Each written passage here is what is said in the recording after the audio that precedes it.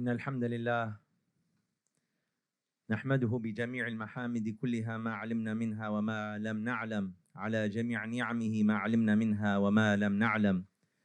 اللهم صل وسلم على سيدنا محمد مفتاح باب رحمة الله عدد ما في علم الله صلاة وسلاما دائمين بدوام ملك الله وعلى آله وصحبه ومن والاه.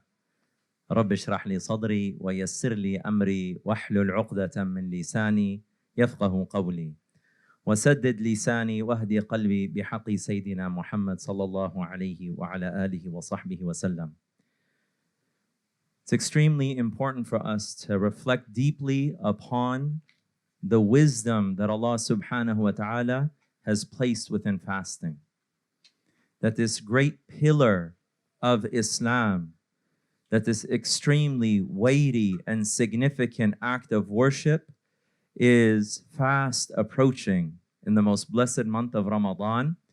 And we have to really understand the most important thing that we can do in our lives is to actualize our servitude to Allah subhanahu wa ta'ala.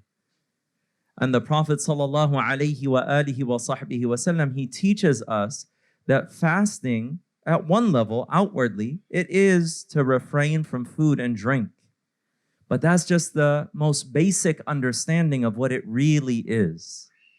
That whoever does not leave aside false testimony, in other words, whoever does not leave aside being deceitful and disobeying Allah subhanahu wa ta'ala internally, then that Allah subhanahu wa ta'ala has no need for that person's fasting. So in reality, fasting is something that is meant to purify our nufus. I was reading something recently really interesting where a scientist, a psychologist is recommending now that people have dopamine fasts.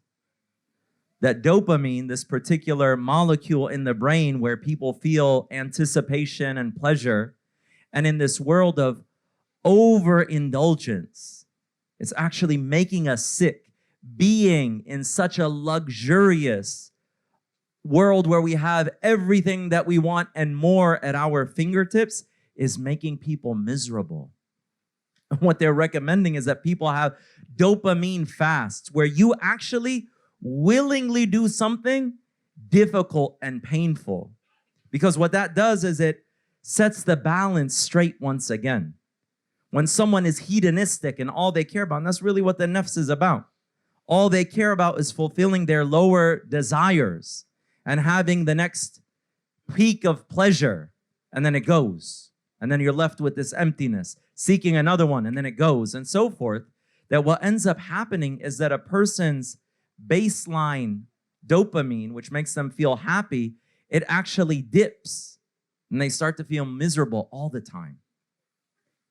This is just a small insight that they've been able to discover in modern times into the wisdom of going against your nafs.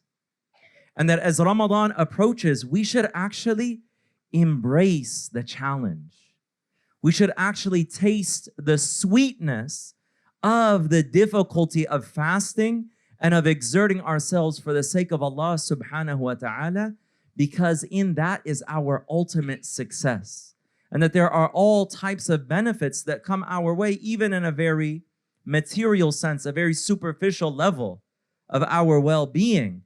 But what we should really understand is that there is a deep divine wisdom in what Allah subhanahu wa ta'ala has given us, and that all success, as was mentioned previously, all good and success is attained in following the way of the prophets and messengers. So instead of maybe being a little bit nervous about the changes that are going to happen in our lives when Ramadan comes, we actually embrace that challenge and we taste the sweetness of exerting ourselves and giving ourselves to Allah subhanahu wa ta'ala, and in doing so, being healed and being purified, and inshallah growing closer to Allah subhanahu wa ta'ala.